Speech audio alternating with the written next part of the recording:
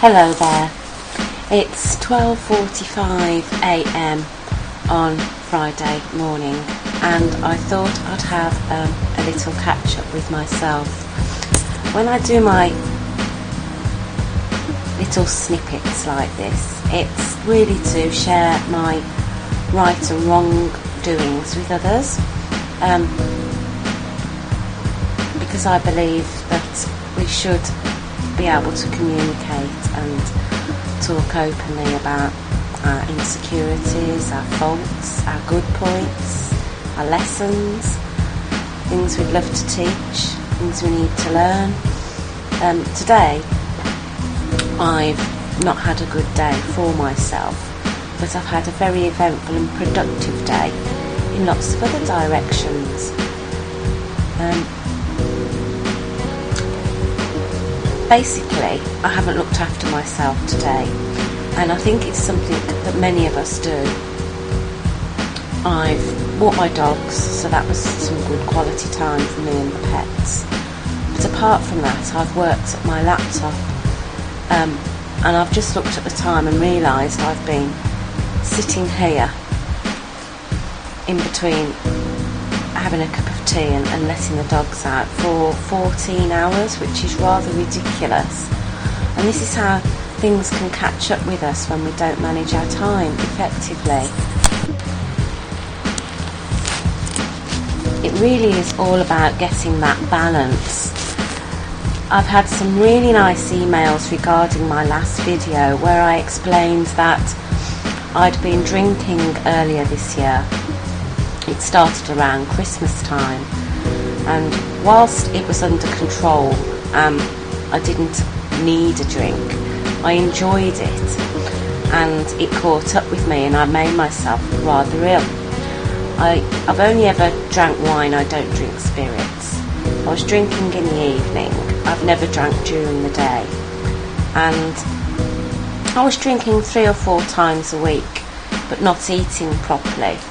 And I had a blood test, and I was told I had to stop drinking for a while, and I felt really quite poorly. So now it's had the opposite effect. I've got more energy and I'm more focused on my career.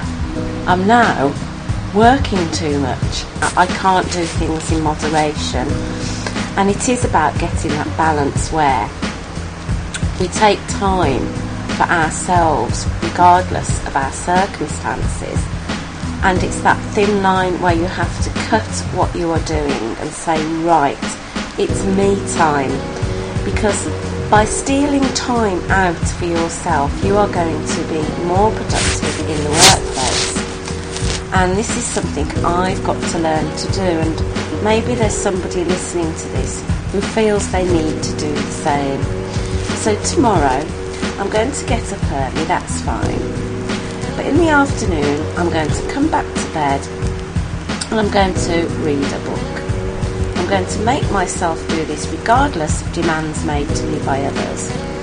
And then I'm going to have a nice bath, and I'm going to go to a meditation group tomorrow evening. I'm a big fan of meditation because it gives us time to be still and at one with ourselves and switch off from everything going on around us and all of these many distractions. So yes, I've not been good to myself today, and I'm really trying to avoid falling back into overdoing it, I suppose. And that's what I intend to do. And the other thing I want to discuss, changing the subject completely, is the word gratitude. Now, gratitude means to be grateful for everything we've got in our lives. And it also means to be grateful to others. This extends to manners. And how many of us forget to say thank you? I think we're all guilty of it from time to time, but gratitude is such an important gift in life. Whether you are more lenient when you're driving, you give way and let people out, or you help somebody to the car with their shopping if they seem to be struggling, or you just stop to say thank you for a good deed done. Smiling is also a form of gratitude, and smiling is proven to spread smiles. I think each day we need to remind ourselves to be grateful for what we have, which brings me to a story. Sorry, this does go totally unrehearsed. It's a story that reminds me of the word gratitude.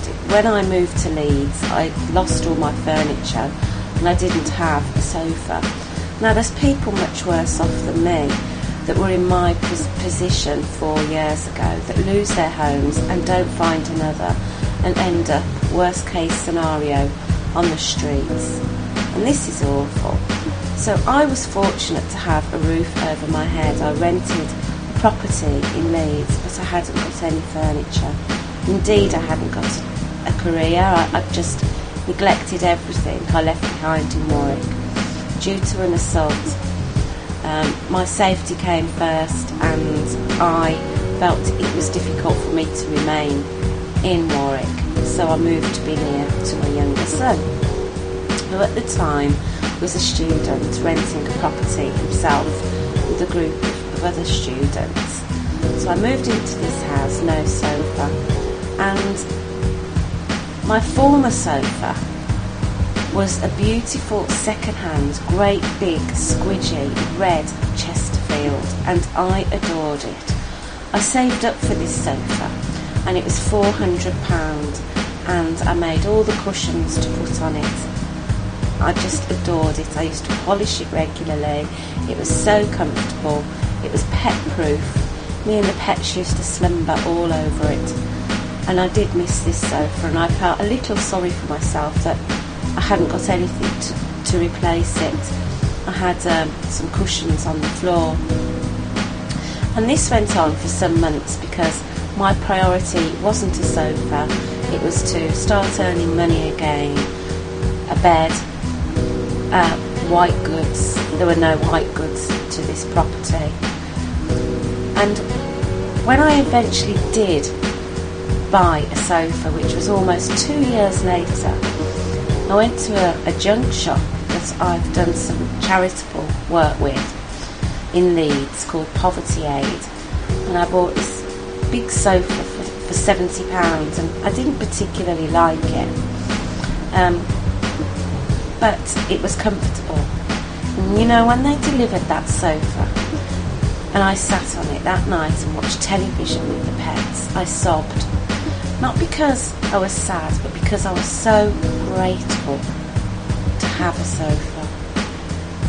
And that's a story of gratitude, to be grateful and not take for granted things that we have that other people may not be able to afford or in a position to own. So we should never take anything for granted. Anyway, take time for you. Take time out. Life is very short. Look after your health and your well-being, and try to meditate, or at least relax in the bath with a good book, and look after each other. Thanks very much. Good night.